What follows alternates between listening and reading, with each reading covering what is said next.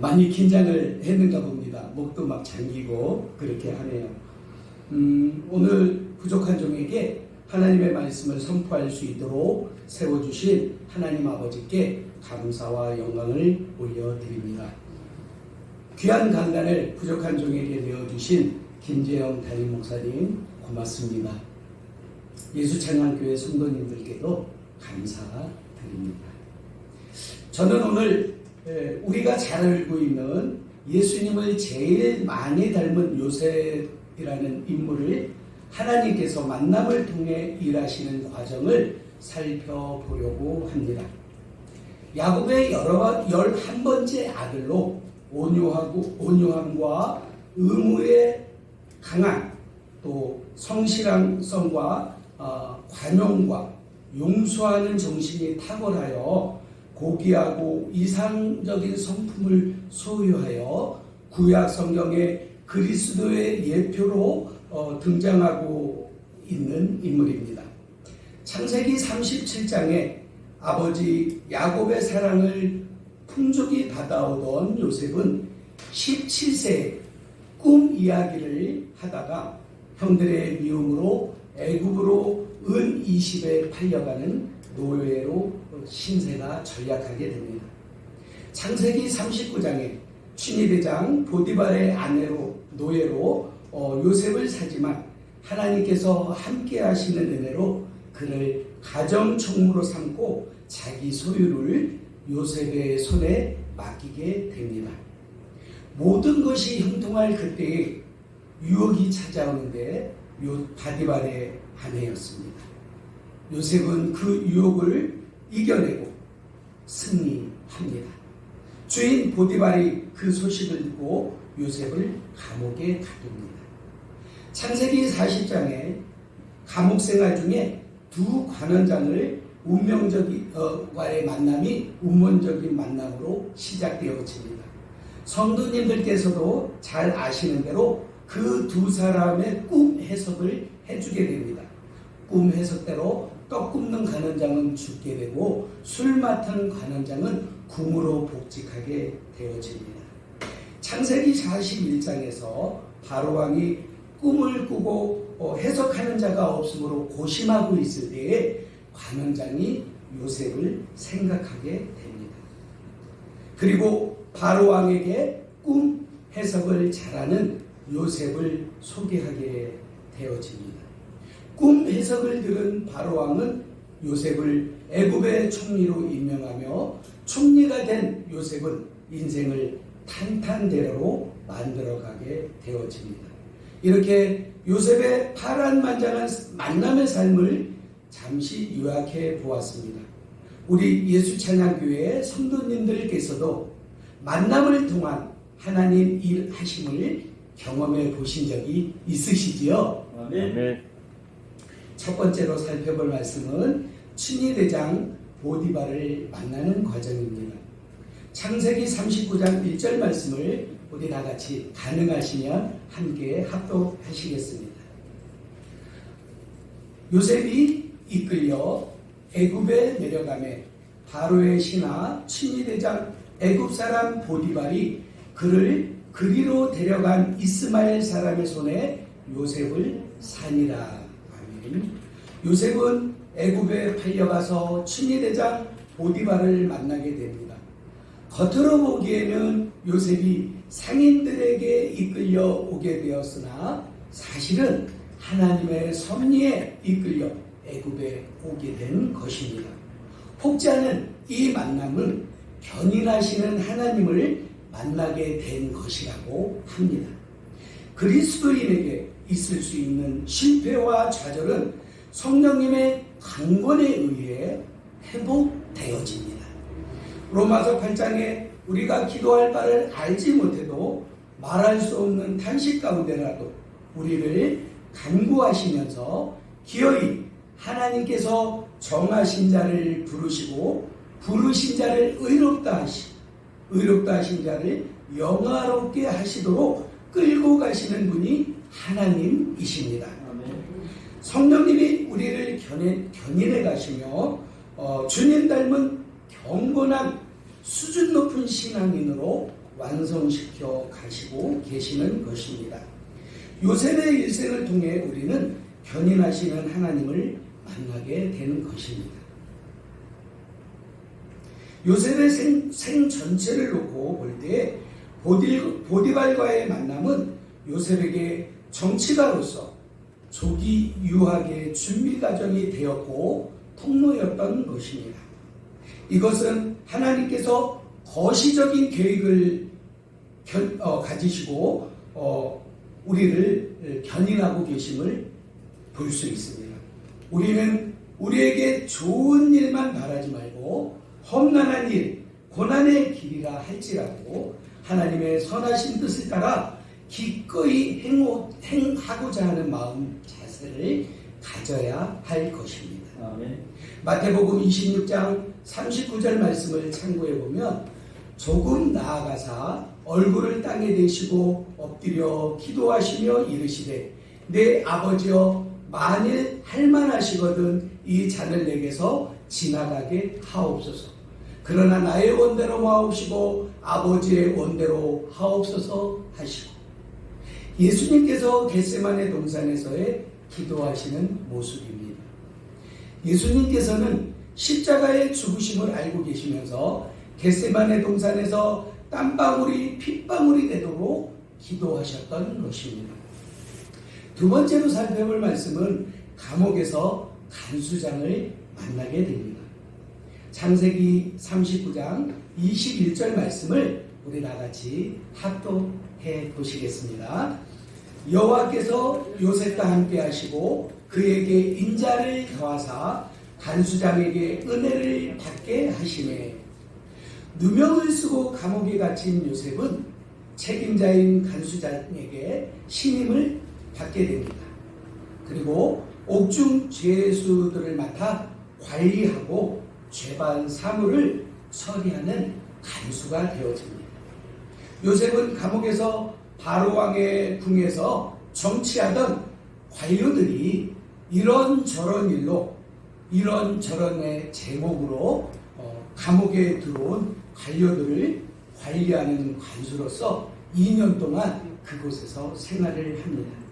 그 2년 동안 정치적인 이야기를 듣고 배우는 정치의 그 훈련을 하게 됩니다.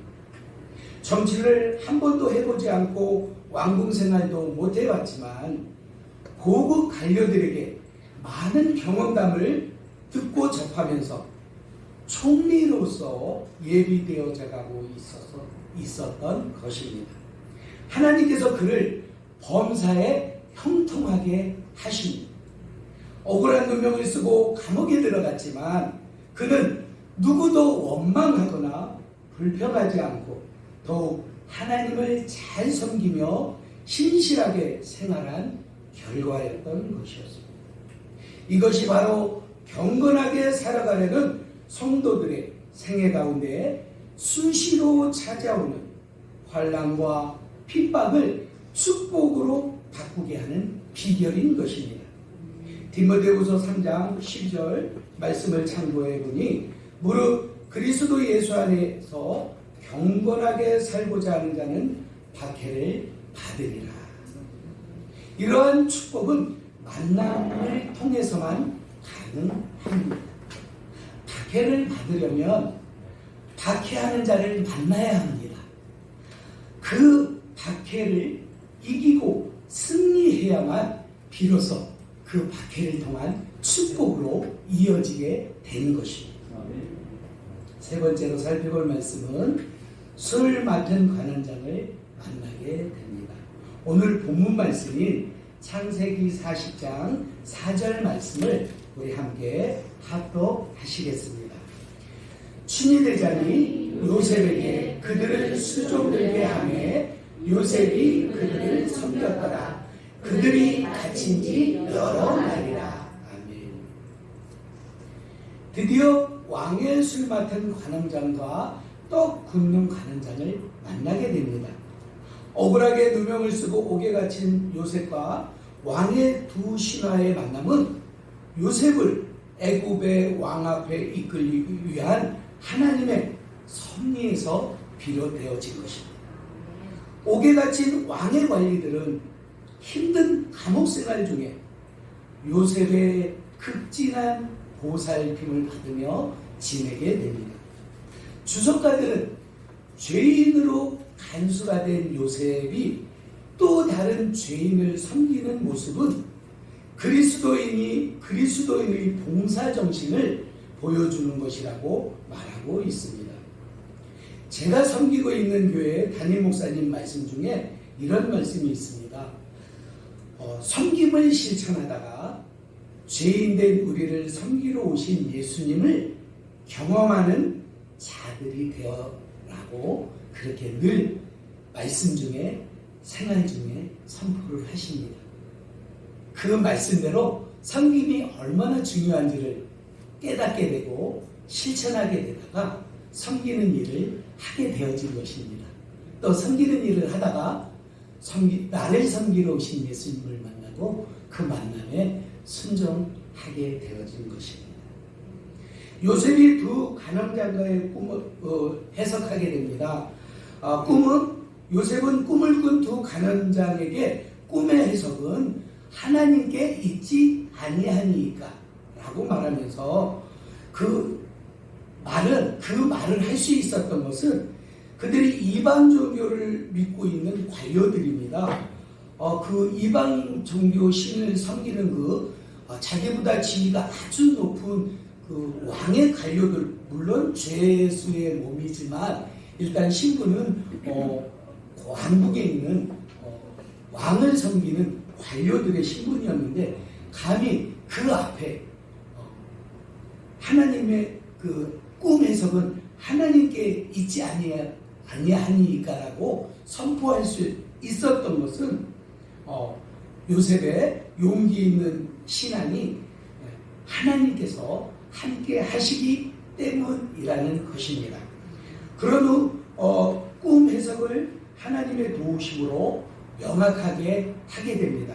해석대로 떡 굽는 간원장은 사형을 당하게 되고 술 맡은 간원장은 궁으로 복직하게 됩니다.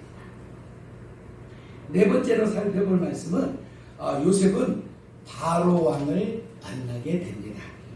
창세기 41장 14절 말씀을 함께 읽어보도록 하겠습니다.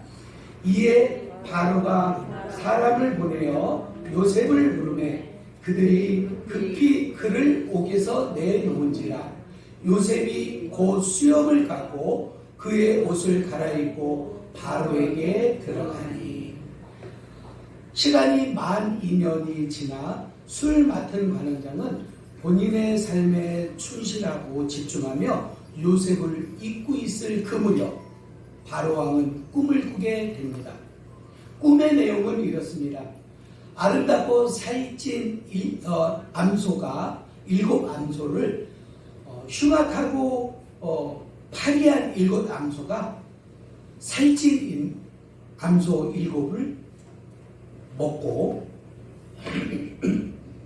죄송합니다. 한 줄기 무성하고 충실한 7이삭을 쇠약하고 마른 7이삭이 충실한 이삭을 먹는 꿈이었습니다.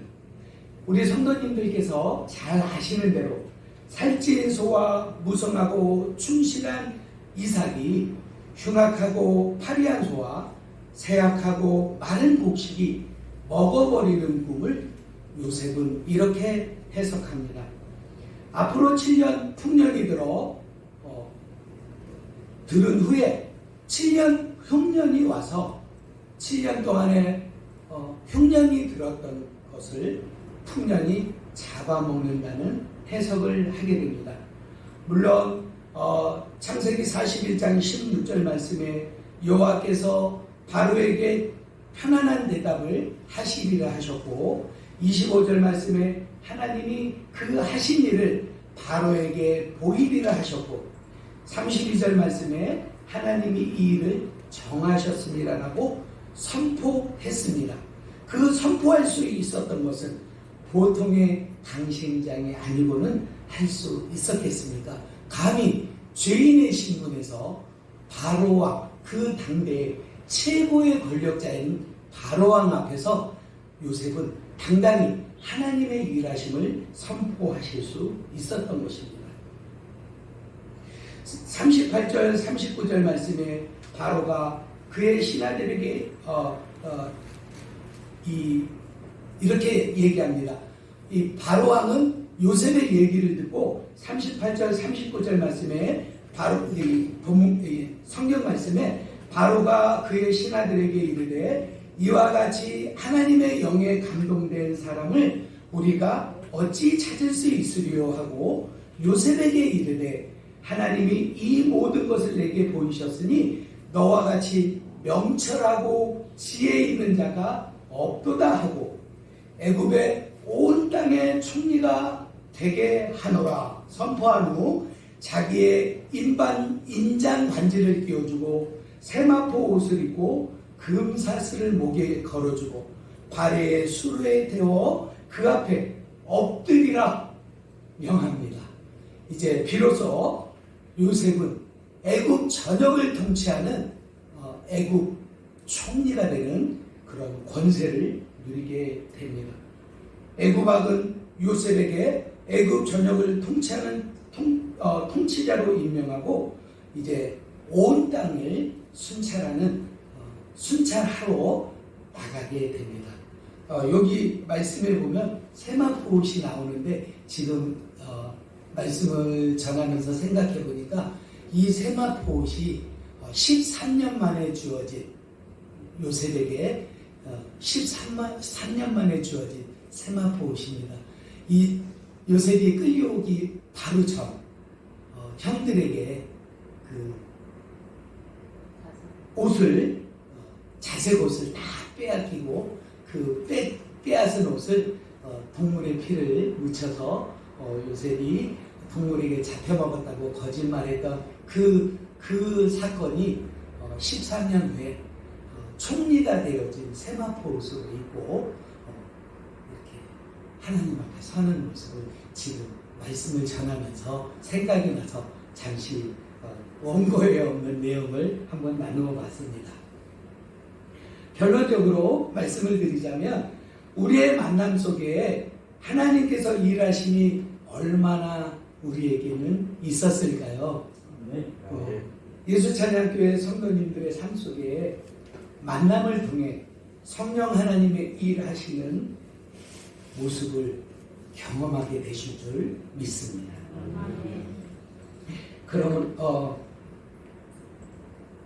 그러므로 축복은 모든 만남으로부터 시작되어진다고 저는 믿고 있습니다.